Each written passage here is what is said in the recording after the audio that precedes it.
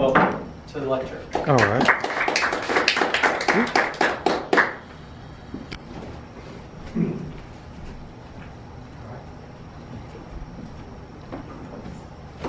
Okay, let's go over the roles really quick. First, we'll go with the grammarian and all counter, and that'll be Kyla. I will be your grammarian and all-counter for this evening. And my job is to just kind of listen to everyone and make sure that everyone is using the proper grammar, and kind of keep track of how many filler words are used so that we can learn to not use them as often. And the word of the day is, I'm sure, is that listed on there? Friable. Friable. Which I don't know the difference. Easily crumbled. Easily crumbled. Okay. Yeah. The soil was friable between your fingers. Okay. So, and I'll be keeping track of people using the word of the day. Yes.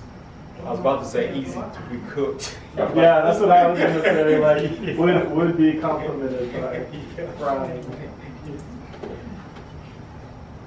And then our general evaluator for tonight will be Sean.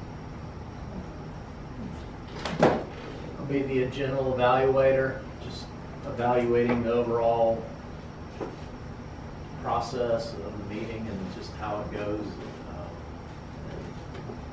Also heading up the evaluation of the speeches. And also the other reports. Oh, okay, right, yes, thank you. And then our timer for tonight will be Cheyenne. Yes, so I will be keeping time of everyone's speeches. Also have a section called table topics. And for table topics, there are 1 minute impromptu speeches. And at 1 minute, you'll get a green light, which means you've met the minimum time. 1:30 is a warning, and then it's suggested you wrap up at 2 minutes. And you'll get their red. Thank you. At this time, we will continue on with our educational programs. And our first speaker for tonight, or perhaps our only speaker for tonight, he will be doing the icebreaker in the Pathways program. So our speaker for tonight will be Diego.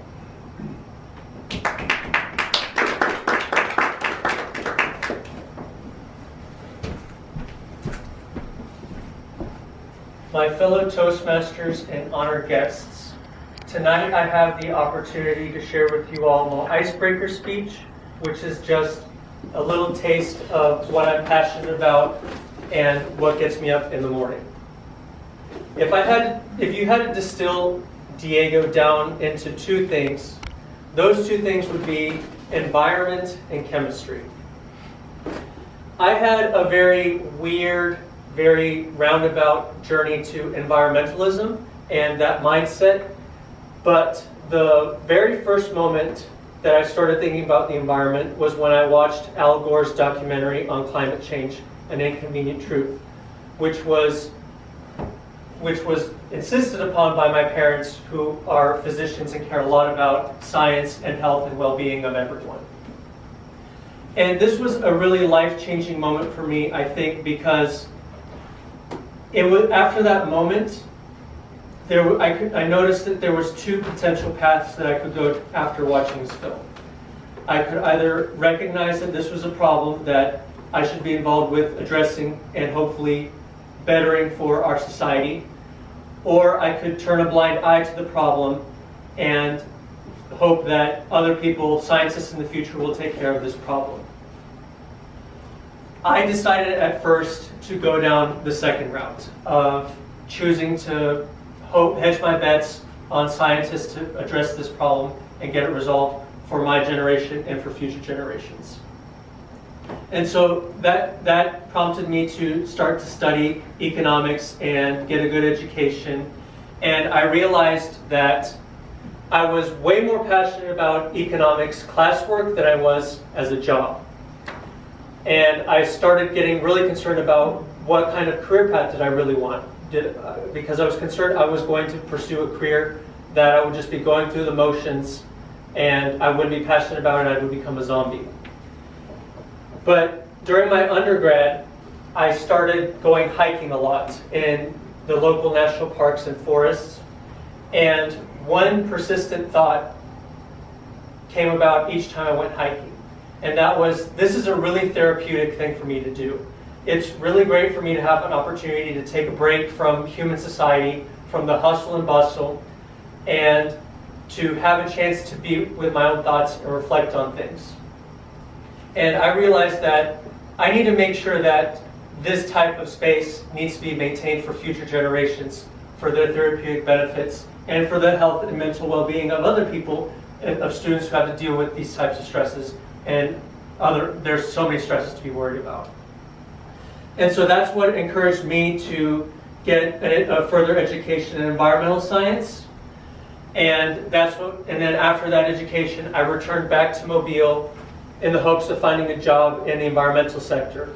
But my resume showed that I had more training as an economist and not so much as a scientist, and so I was not a very competitive candidate for the jobs I was hoping to be involved with. So I ended up doing an AmeriCorps membership with Mobile Baykeeper, a local environmental nonprofit, and my experiences there made me realize that if I really want to get involved with environmental science work and to be involved with and be part of the solution to the problems I care most about, then chemistry is the type of science that I need to become more familiar with and become an aficionado of. And so that's what sparked my interest in chemistry and why I'm way more passionate about it now and why I find it to be the type of science that really speaks to me the most. And I know it's hard to believe, but my first experience with chemistry was in high school, and it wasn't a very good experience whatsoever. I didn't do really well in the class.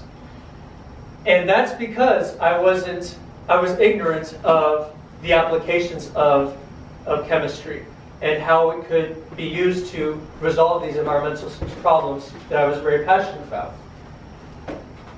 But fortunately, my experience with the Mobile Baykeeper and with my master's program, I was able to recognize that this is an important tool that I can use to be a solution maker and a problem solver for these types of things that I was introduced to at a very young age and that I recognized would only grow more important with the years to come. So that's where I am right now. I'm trying to wrap up a second undergrad degree in chemistry, hopefully graduating next summer. And I'm still debating between professorship and government agency work. Although I'm a huge fan of teaching chemistry and sharing my knowledge and passion for chemistry, I feel way more passionate about being involved in coming up with solutions rather than inspiring others to come up with the chemical solutions of our generation. As for government work, I'm also very interested in that, but the Flint water crisis was a true gut punch to my stomach in recognizing that government agencies can be victim of negligence and an unwillingness to work with communities and environmental justice communities that are suffering from low income, crime, and an inability to access to clean water and clean air. And so I'm still grappling with what sector, what type of agency, what type of community do I want to be involved with, what type of job position do I want with chemistry work. So I'm still figuring that out. But that was just a brief glimpse into what I'm most passionate about, the environment, and how chemistry can be used to resolve these environmental problems. And I'm looking forward to other members in the future coming forward to the lectern and sharing with us what they're most passionate about. Mr. Toastmaster. All right, thank you, Diego. And since we don't have a second speaker tonight, we'll move on to table topics. And our table topics master for tonight will be Olivia.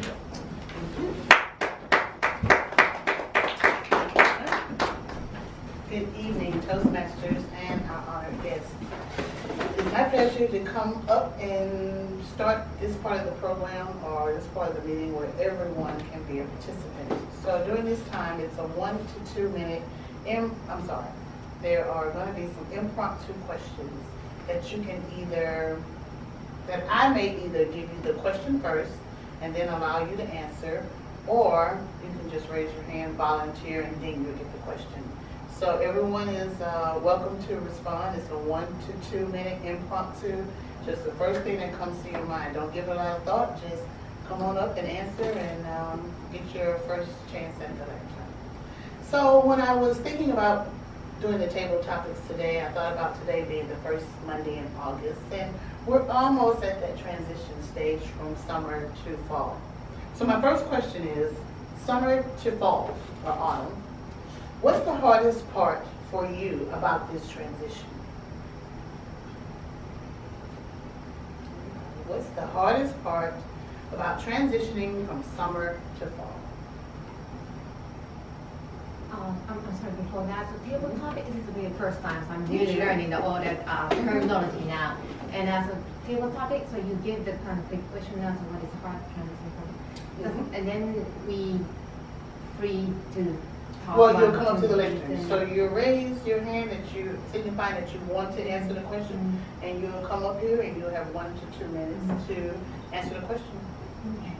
So I'll answer it again. Summer to fall. Oh, I'm sorry, I think Oh, no, that's okay. What's the hardest part about this transition? Schneider?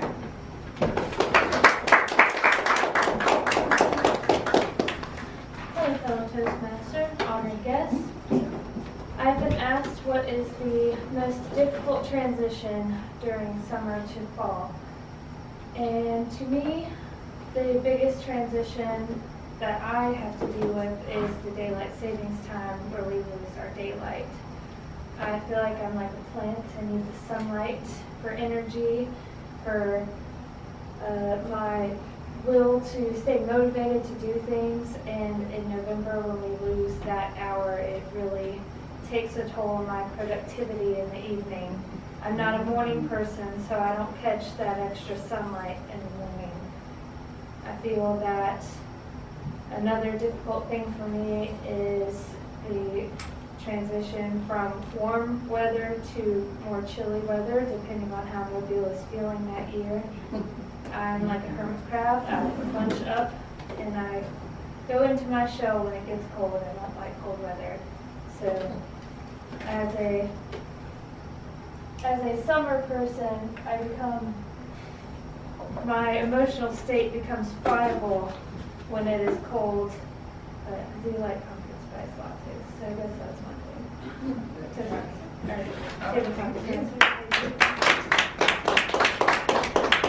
I agree, Cheyenne. It seems like every time we converse, I find out that you and I seem to have so much in common. Those are two things that I don't like is the change of time. Get dark early.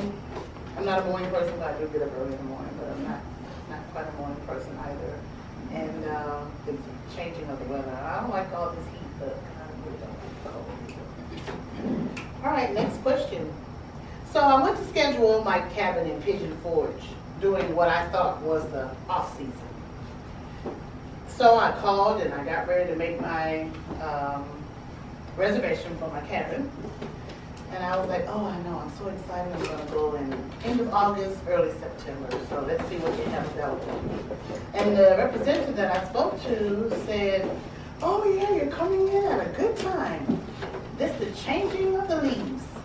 And the first thing I thought was, wait a minute, this is just another way to get more money. Now you're telling me this is not snowy, it's not, it's not Christmas or New Year's, and so now you're telling me that fall is a big season. Well, come to find out, fall is a big season during Pigeon Forge up in the mountains in Tennessee. So I got to thinking, well, I do enjoy the changing of the leaves. I do enjoy the changing of the colors. So my question is,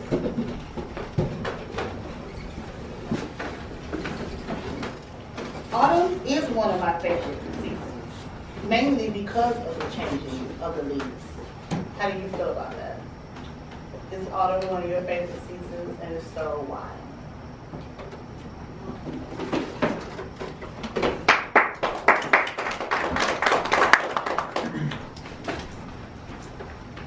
Fellow Toastmasters, honored guests, I've been asked if fall is one of my favorite seasons, and it is one of my favorite seasons. For a lot of the reasons why many people don't like fall are the exact reasons I love fall.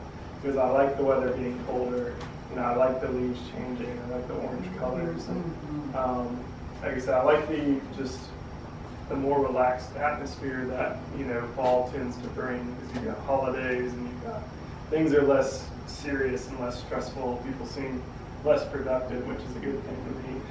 And so there's a lot less stress during the fall, and I just naturally feel more comfortable. I don't have to go outside and worry about getting sunburned and things like that. I'm okay with it being dark. But I think that's one of the things I like the most about it, just the cool weather and the humidity leaving, just the air being easier to breathe. So that's why I like fall.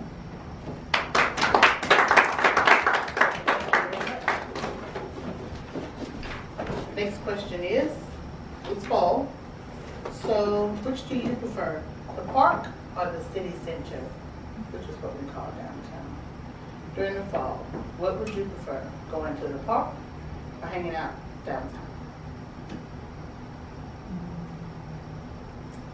The city center, the center of all the action. Anybody? Let me just skip that question, go to another one. You want to answer more?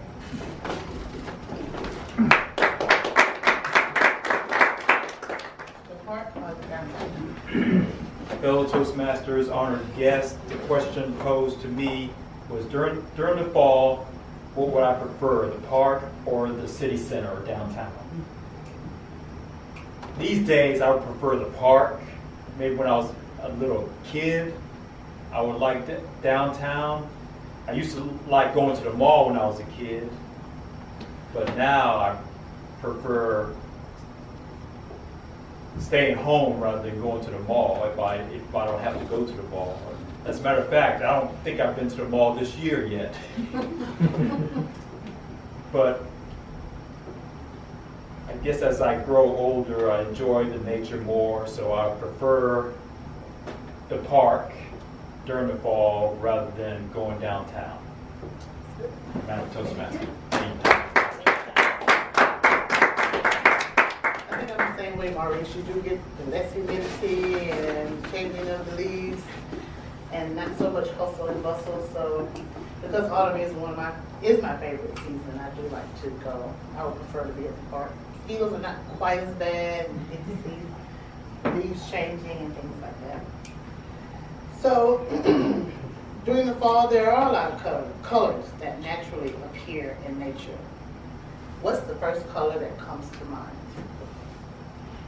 And why? Active bunch. I'll ask it again. During the fall, there are a lot of colors that naturally appear in nature. What's the first color that comes to your mind and why?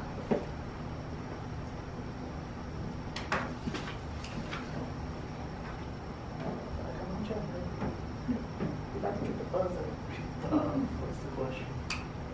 During the fall, there are a lot of colors that occur naturally in nature.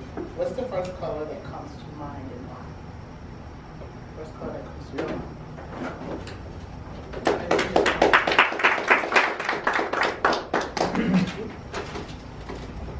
First color that comes to my mind with the fall is probably orange, just because it's like, I feel like everything, when you think of like fall color schemes, when you think of trees and leaves changing, it's all like a derivative of orange. It's like even the reds are just a darker orange, it's just everything is kind of a derivative of that one color.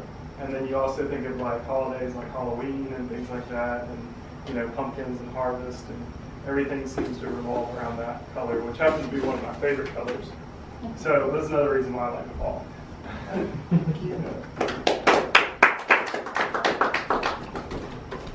Next question. Donovan's song last week was I Believe Most People Are Good by Luke Bryan.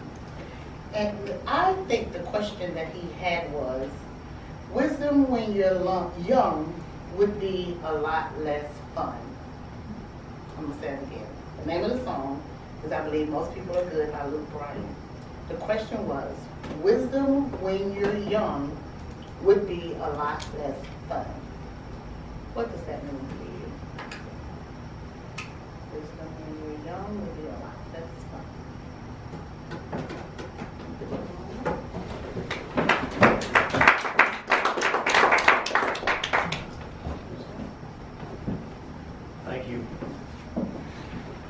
wisdom when you're young will be a lot less fun. Well, what I think about when I hear that is a lot of the crazy things I did as a boy, and I can't think of any right now, but there was a lot.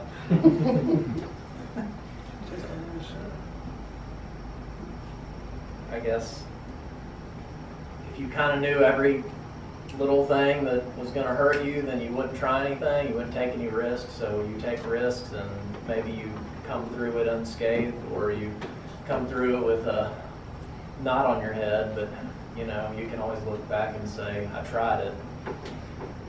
So it was fun, but I wouldn't do it again. This tabletop.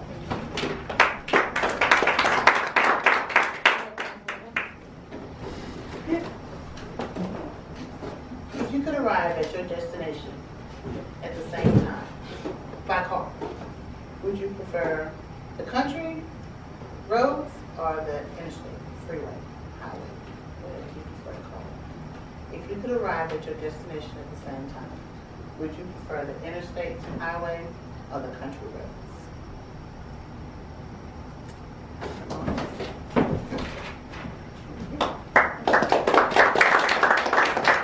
Fellow Toastmasters, the question posed to me was, if I had a big destination to make to, would I prefer the country roads or the interstate? And hands down, I would say the interstate, because it's a way smoother ride than gravel roads where it's constantly, you know, bumping, and I can't sleep while the person's driving, or I can't look out the window in peace as I watch the trees go by. But the country roads would provide a lot more excitement. I will give it that. But at the end of the day, I really can't stand driving. I'd rather just get to the destination as fast as I could. And I love the smooth roads of the interstate when they are there. Madam Table Topics. Master. No, I had you pegged all wrong. I would have thought, being that you like chemistry and nature and outdoors, that you would really want to see nature versus just trees and water. Well, I like comfortability a Gotcha. lot. Are we still one more? I mean, well, you have up until 20 after, you have that many. Yep. No, I don't have that. Okay. For our honored guests, I would love for someone to come up and give us 1 to 2 minutes as to what made you decide to come tonight. Come on up.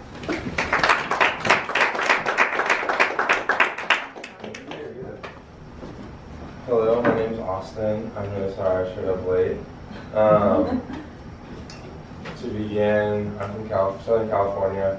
I'm here for the Coast Guard, doing training for helicopter rescue swimming and waiting to go on to the list to hopefully go to the flight academy in Pensacola, one or the other. As you can tell, I'm not just fully one thing. I'm a mix of a kid. So I'm half Japanese, which is called being Papa. My dad is Japanese. His parents are from Japan, and they're actually Hiroshima bomb survivors. He was raised in California, where he met my mom, and he's been a role model for me, and is very good at public speaking. He actually does these sorts of things in Southern California. I'm trying to learn things like leadership skills and public speaking like this. Like, I'm nervous currently and overcoming that. But yeah, he's a great public speaker. I want to hone those abilities in myself and working on taking steps to do things like that.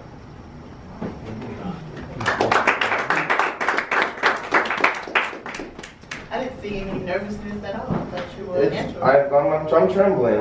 So. Were your face didn't turn red? Yeah, fake it till you make it. Yeah, good. Oh yeah, come on up. Yeah, come on up. You Carrie. I don't know what should I say. No, Toastmaster. okay, so, oh yeah, I Okay. mean, tabletop is master. Tabletop master. Yeah. All right. Hello everyone, my name is Carrie Noma, and great motivation to come here is because I love public speaking. And I love to be seen by people. I'm probably a little bit exhibitionist, maybe something like that. But I do enjoy public speaking. It's a great motivation to come here. And then 2 more reasons. And then a couple days ago, when I saw just Google public speaking, and I found this group. And then also go up, I end up with a YouTube video, and then people talking at the international level, and this is it. This is what I want to do. And this is my goal to be part of this society. And then you probably know that I'm not from here. I'm not, English is not my native tongue. I'm initially from Japan. And then my goal is, of course, improve my public speaking. And also, I want to use my accent. And I want to use a little bit wrong grammar sometimes. I know that, but that's fine. I want to use it because you guys, native speaker, cannot do that. But I can do that. Right? And this is my advantage. A lot of people think that I'm not a native speaker, that's a disadvantage. Accent, no, this is my strength. And then also, I'm so excited tonight to be here. And then there's maybe a little bit kind of not structured is my presentation tonight. But I really want to say thank you so much for giving me this opportunity. And very, very nice to meet all of you. And then thank you so much for listening to me tonight. Thank you.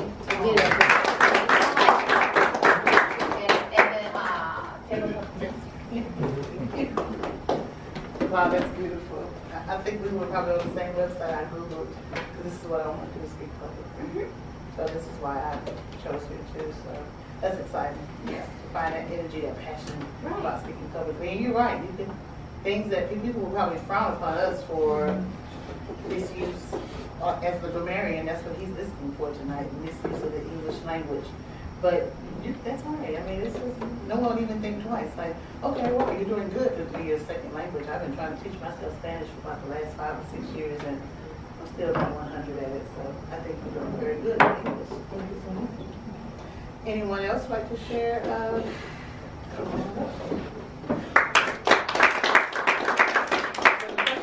What brought you to Toastmasters tonight? Thank you.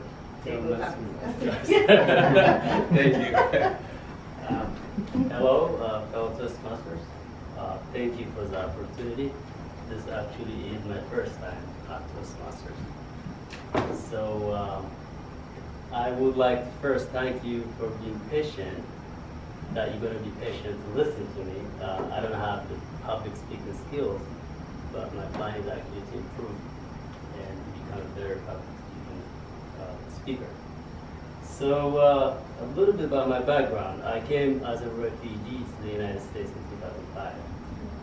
I was just high school kid by then. And so my brothers and I, went through a lot of things, came to New York, moved up to Ohio. And in Ohio, I started taking classes, and long story short, I went to Ohio State for an engineering degree, chemical engineering. So, right. So, as you might already imagine, I think engineering program, if you don't really have the public speaking experience, it's more of like science-oriented program that you solve problems related to math, chemistry, and physics, and you're not going to worry about having a good public speaking skills. So I realized that I am not good in that area, so I let me figure out I needed to do something. And I searched online. It says, hey, you can go to Toastmasters, and it says 6:45. Even though I get home around 6 p.m. and sometimes 6:30, and today I happened to come home around 5:45, which is the time for me to come and try it out, which I find it very interesting. And this is my background history. So my goal is generally just to, of course, increase my networking, knowledge share, and also improve my public speaking skills. If you would have any questions for me, I'd be happy to answer. What's the culture shock when you got here first time? What's your culture shock when you got here first time? Yeah, I did face some culture shock. The good news was I was just high school kid. Are you so young? Right, but then at the same time, it's just that I didn't have anyone that I know that would be able to introduce me to things that I did not know. So it was just like diving and learning. I love being around people overall. I may at first be a little bit reserved, but eventually I just love being around people and get to know them, learning from them, and maybe sharing experiences with people overall. So that was very helpful for me. And of course, once I started taking classes, it was something that I had to adapt with me. Thank you. You know. I'm sorry, I missed where you said that you were from originally. Originally from Eritrea. It's Northeast Africa.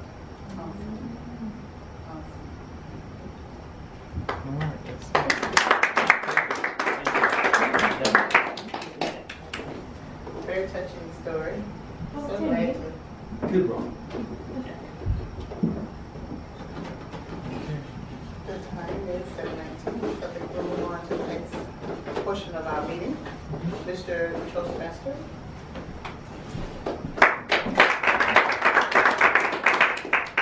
Okay, at this time, we'll go into our general evaluation period, and our general evaluator for tonight is Sean.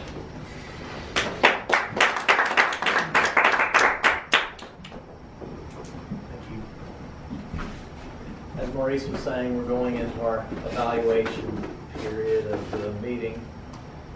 And overall, it's been a good meeting. We've had a lot of guests, and I'm glad to see all the interest in Toastmasters. And hopefully you've gotten a good taste of what we do, and we're pretty laid back, but you get an opportunity to practice your craft, so public speaking. And okay, well, we will go into the counter and counter. Speech evaluation first. Are we doing that first? Yes, Okay. that time it. Okay. I have the speech evaluation for Diego. His speech was the icebreaker. And I guess this was not your first speech, but normally it is. Or have you done an icebreaker? Mm-hmm. Yeah, I did it on the old system. Okay. Yeah. So Diego he did the icebreaker on the previous system, and this icebreaker was the first one I've heard from memory. And just some notes. I noticed that your stage presence was very good. Your volume was strong. Definitely could hear you. And some things to work on would be hand gestures to go with your speaking. Also, voice inflections. It was kind of a constant, strong voice, which sometimes if you bring it down, then you can kind of draw in your audience. That's just, observation there. And moving, one way to challenge yourself is to move away from the lectern a little more, and just another way to connect with the audience. Also, maybe like an inspirational quote or funny story to throw in there. I know an icebreaker's very personal, so maybe that's not as applicable on this one, but that's just my preference. So I'll go down the list of this. Did I go through the scoring and everything, or? Yeah, you can. You can, you can. Okay. Yes. So on clarity, I gave you a 4, very clear. The vocal variety, that was one of those things I gave you a 2 because, I should go through. 1 is developing, 2 is emerging, 3 is accomplished, 4 is excels, and 5 is exemplary, which 5 is kind of like perfect, I guess. And so But vocal variety, I gave you a 2 only because of there wasn't really a lot of variety. It was, and that's something that it seemed to be at a high volume, which is fine, that it was, and it was fast, it just didn't slow down. So I think vocal variety with the tone and the speed would help. Eye contact, I gave you a 3, gestures a 3, audience awareness a 2, but I think that had to do with the speed and the eye contact. And then definitely felt comfortable, so I gave you a 4 on that. And then the interest, I gave you a 4 because it was a really good story. And you're obviously very passionate about it, so I can see that. And that is my evaluation on that. I'd like to share one thing about other evaluation. And when you're talking, and your hand gesture is quite impressive to me, because if you really down like this, it's called a nodding position. And my hands position right here.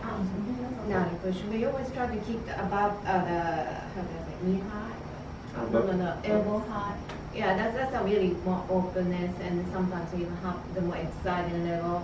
Well, if you around here the thinking or exciting, it's more higher and more exciting usually. And you always keep your hands somewhat high and showing your palm, not the down. Because if you show this level, means open your heart, open to it.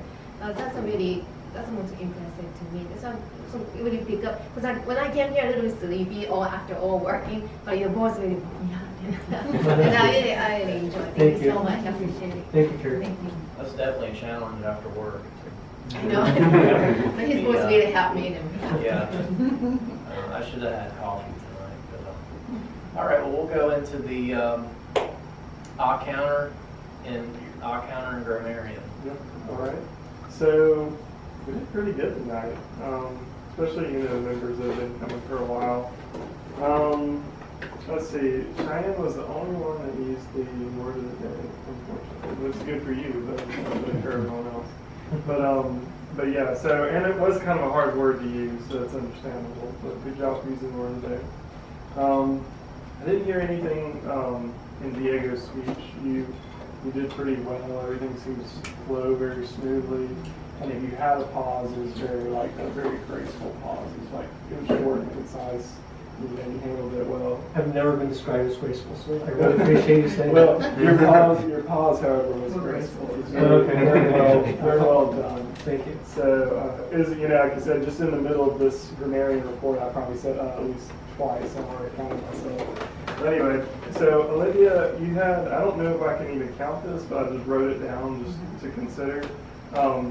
You were thinking about something, and then you stopped for a minute, you said, I'm sorry, and then you got back on track, which is a really good way to get yourself back on track. I don't think there's really anything wrong with that, but I just want to make you aware of it, because, maybe in the future you could just think of it, just kind of pause for a minute and keep going.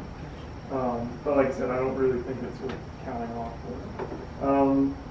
Let's see, I had 1, 2, 3, 4, 5, 6, 7, 8. So I had 8 filler words in my 2 speeches, and so I'm adding more as I go.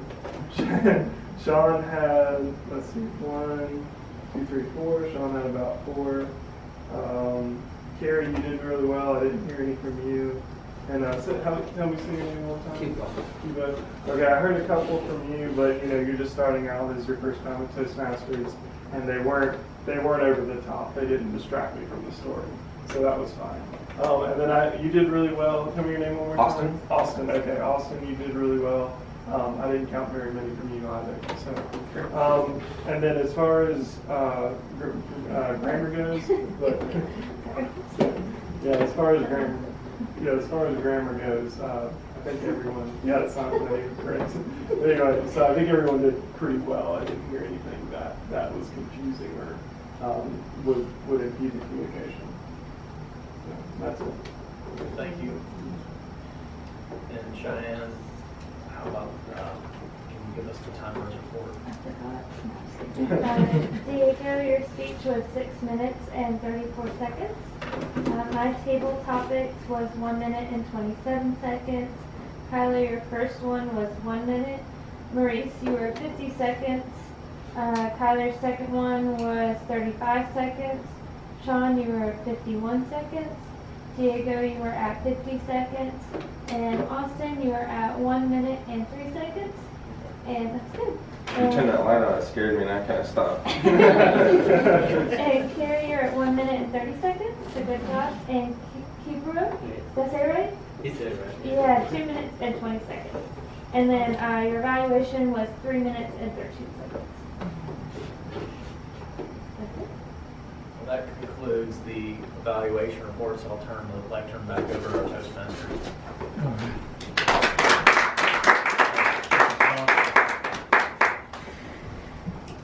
Okay, we have no awards tonight, but we may have an award, well, I'll take that back. As soon as you did enough for an award, but I don't know when you're actually going to get your award delivered to you. Whenever you get your award delivered to you, then we'll Okay. have that presentation. Yes. Yes. And then no educational overview for tonight.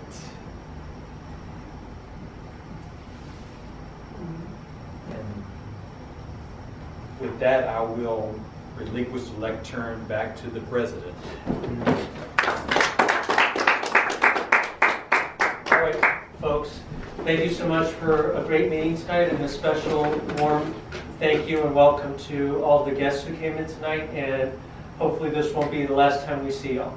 So, meeting adjourned.